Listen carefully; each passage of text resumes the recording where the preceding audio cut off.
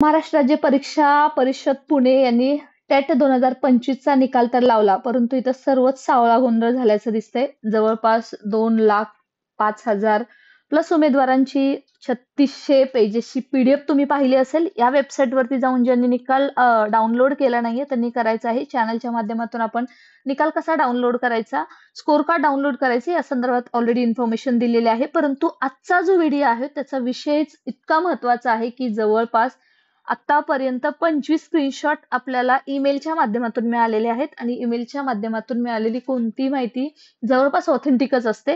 तर त्याच्यामध्ये बऱ्याचशा गोष्टी मिसिंग आहेत निकालामध्ये. काही व्यक्तींना 0 मार्क्स मिळालेले आहेत. मित्रांनो, एखाद्या व्यक्तीला 0 मार्क्स मिळू कसे शकतात?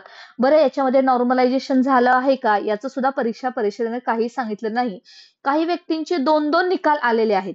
म्हणजे एकाच व्यक्तीला एकीकडे 3 डिजिट मार्क्स आहेत आणि त्याच व्यक्तीला दुसरीकडे मात्र 2 डिजिट मार्क्स आहेत. काहींना त्याच व्यक्तीला 1 डिजिट सुद्धा मार्क्स असताना दिसतं. एवढा मोठा सावळा गोंधळ या निकालामध्ये लागलेला आहे. त्याचबरोबर जर यांनी नॉर्मलायझेशन केलेलं आहे त्याच्याबद्दलचे नियम ते ऑलरेडी सांगतो बोलले होते, काही सांगितलेले नाहीयेत. बरं, नॉर्मलायझेशन झालंय की नाही हे सुद्धा परीक्षा परिषदेकडून सांगण्यात आलेलं नाहीये. त्यामुळे उमेदवारांच्या मनामध्ये शंका होत्याच. जरी परीक्षा परिषद नेहमी वारंवार प्रसिद्धीपत्र काढत असते, सांगत असते समाज माध्यमांवरती विश्वास ठेवू नका, परंतु हा आता प्रश्न विचारण्याची वेळ आलेली आहे. हे काय आहे? समाज माध्यमावरती विश्वास जर नाही ठेवायचा तर मग अशा ब्लंडर मिस्टेक कशा काय परीक्षा परिषदेकडून केल्या जाऊ शकतात, हा एक मोठा प्रश्न आहे.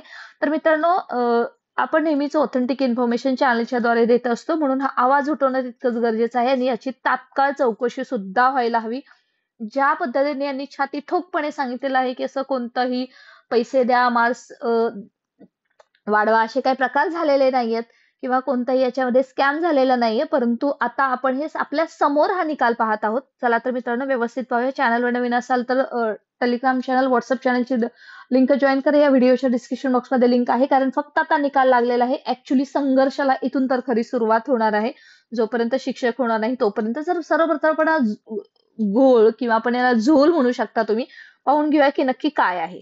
मित्रांनो, आता हे तुम्हाला स्क्रीनवरती निकाल दिसतोय. आता बघा, या व्यक्तीचा जो निकाल आहे त्याचे मार्क्स आणि कॅटेगरी याच्यानुसार त्याच्या स्कोर कार्ड वरती जे मार्क्स आहेत ते एवढे आहेत. परंतु त्याचे जेव्हा त्यांनी ह्याच्यामध्ये पाहिलेलं आहे स्कोर कार्ड, जेव्हा त्यांनी त्याच व्यक्तीने जेव्हा दुसऱ्यांदा स्कोर कार्ड जेव्हा डाउनलोड केलेलं आहे तेव्हा मात्र त्याच व्यक्तीला, ज्या व्यक्तीला पहिल्या स्कोर कार्ड मध्ये 81 मार्क्स होते, त्याच व्यक्तीला दुसऱ्यांदा रिझल्ट डाउनलोड केल्यावरती, स्कोर कार्ड काढल्यावरती 191 मार्क्स मिळालेले आहेत आणि ही मस्ट बी टॉपर नाव.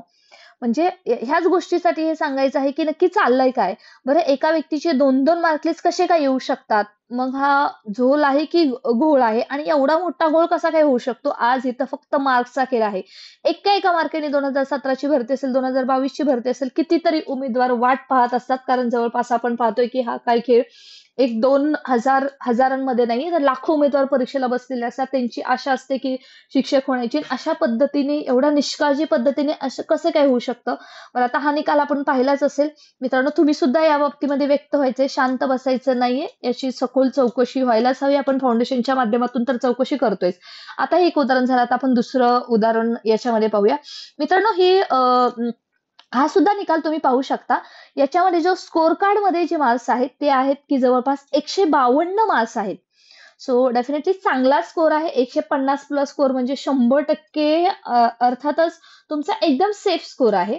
त्याच्यामध्ये काही वादच नाहीये. परंतु याच व्यक्तीला हीच कॅटेगरी आणि ते सगळे तुम्ही जे याच्यामध्ये तुम्ही जे काही डेट ऑफ बर्थ वगैरे पाहू शकता, त्याच व्यक्तीला जेव्हा आपण मेरिट लिस्ट मध्ये तुम्ही शोधताय, बघा आता हा स्क्रीनशॉट आहे, थोडंसं झूम करून तुम्हाला दाखवते. त्याच व्यक्तीला, त्याच व्यक्तीच्या नावाने, आता हे सगळे कोणाच्या व्यक्तीला मला एक्सपोज करायचं नाहीये, परंतु हे सगळी इन्फॉर्मेशन मेलद्वारे आपल्यापर्यंत पोहोचलेली आहे म्हणून आपण सांगत आहे. तर त्याच व्यक्तीला मित्रांनो 85 मार्क्स आहेत.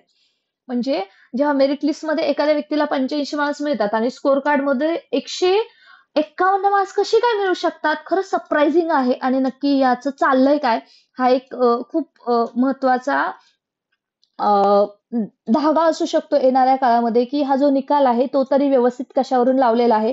बरं, यांनी याच्यामध्ये फक्त रजिस्ट्रेशन नंबर, रोल नंबर आणि फायनल स्कोर आउट ऑफ 200 एवढा दिलेला आहे. नॉर्मलायझेशन विथ नॉर्मलायझेशन मार्क्स कोणतेही दिलेले नाहीयेत. त्यामुळे नॉर्मलायझेशन झाले की काय हा सुद्धा कळायला मार्ग नाही. अगदी धक्कादायक पुरावा तुमच्या समोर आता आलेला दिसेल. तर मित्रांनो, काही उमेदवारांना चांगले मार्क्स मिळालेले आहेत, त्याच्याबद्दल काही वादच नाहीये. परंतु आता बघा, एक या उमेदवाराला मात्र 0 मार्क्स मिळालेले आहेत. मित्रांनो, कसं शक्य आहे? जो शिक्षक आहे, ज्याने डी-एड, बी-एड केलेलं आहे, एवढे मार्क्स पडलेले आहेत, त्याला 1 मार्क्स सुद्धा मिळू शकत नाही का? तर मग याच्यामध्ये झोल आहे की घोळ आहे की नक्की चाललंय काय? तर मित्रांनो, आज आपल्याजवळ 3600 पेजेसची पीडीएफ आलेली आहे. येणाऱ्या काळामध्ये याचं मेरिट कास्टनिहाय, त्याचबरोबर सब्जेक्टनिहाय सगळं तुम्हाला येणाऱ्या काळामध्ये चॅनलवरती भेटेल. तो स्टे कनेक्टेड, नोटिफिकेशन ऑन करून ठेवा. परंतु सर्वात महत्त्वाचं, असं कसं काय एखाद्या व्यक्तीला 0 मार्क्स मिळू शकतात? मित्रांनो, हे फक्त तुम्हाला थोडेसे पुरावे दिलेले आहेत, कारण निकाल नुकताच लागलेला आहे.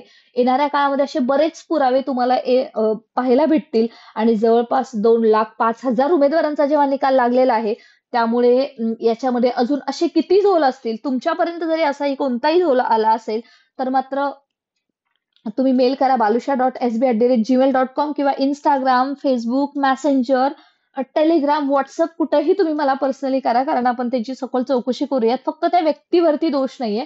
परंतु मित्रांनो, हा निकाल लागलेला आहे तो विश्वसनीय आहे कशावरून? कारण बऱ्यापैकी उमेदवारांचं असं म्हणणं आहे की ज्यांना चांगला पेपर गेलेला होता त्यांना सुद्धा कमी मार्क्स मिळालेले आहेत आणि ज्यांना सो अँड सो पेपर गेला होता त्यांना मात्र 150, 160, 170 प्लस मार्क्स आहेत. म्हणजे थोडंसं सरप्रायझिंग होतं की नक्की चाललंय काय? आणि मित्रांनो, म्हणून तर याची चौकशी व्हायलाच पाहिजे. तुम्हाला काय वाटतं? आपण शांत राहिलो तर मात्र शांततेचा अंत होणार नाहीये. म्हणजे कोणाला कमी मार्क्स मिळाले, जास्त मार्क्स मिळाले म्हणून इथं आपली लढाई नाहीये. आपण त्यांच्या विरुद्ध नाहीत. परंतु हे असं होऊच कसं शकतं? अशा परीक्षेमध्ये आय-बी-पी-एस सारख्या विश्वसनीय कंपनीकडून जर असं होऊ शकतं, एम-एस-सी जी परीक्षा घेत असते, त्यांच्या थ्रू स्कोर कार्ड त्यांच्या म्हणजे लोगोने त्यांच्या लॉगिन वरती स्कोर कार्ड, जर अशा पद्धतीचे एकाच व्यक्तीचे जर 2 स्कोर कार्ड येत असतील तर सरप्रायझिंग आहे ना, असं होऊच कसं शकतं? याचा अर्थ आता तुम्ही एकदा स्कोर कार्ड डाउनलोड केलेला आहे. कदाचित तुम्ही अजून एकदा जाऊन बघा वेबसाईटला. कसं डाउनलोड करायचं ते तुम्ही चॅनलवरती व्हिडिओ पाहूच शकता. तर तुमचा निकाल बदलला असेल तर अजून सरप्रायझिंग आहे. तर याचा अर्थ जर तुम्ही जेवढ्या वेळेस स्कोर कार्ड डाउनलोड करणार आहात, तेवढ्या वेळा तुमचा निकाल बदलला येईल का? म्हणजे बरेच प्रश्न, बरेच शंका मनामध्ये निर्माण होतात आणि याच्यावरती परीक्षा परिषद ने स्वतःची भूमिका सुद्धा मांडायला हवी. परंतु निकालात हा बऱ्याच प्रमाणात मोठा घोळ झालेला आपल्याला दिसतोय आणि याची कारणं काय आहेत ते सुद्धा आपल्याला कळायला हवं. अन्यथा वाट बघणारे मात्र वाटच बघत राहतील आणि बाकीच्यांची मात्र वाटच लागत राहील. मित्रांनो, अर्थातच सर्वांपर्यंत पोहोचवा. तुमच्यापर्यंत सुद्धा ही माहिती आलीच असेल. कंटिन्युअस फोन कॉल्सद्वारे, मेसेजद्वारे, ईमेलद्वारे तुम्ही कंटिन्युअस संपर्क साधण्याचा प्रयत्न करत आहात. परंतु जसा निकाल लागला आहे तसा अगदी फोन रेड रोज सारखा रेड रेड झालेला आहे. कंटिन्युअस कॉल सुरू आहेत. त्यामुळे प्रत्येकाचा कॉल घेऊ शकत नाही. तुम्ही समजू शकता.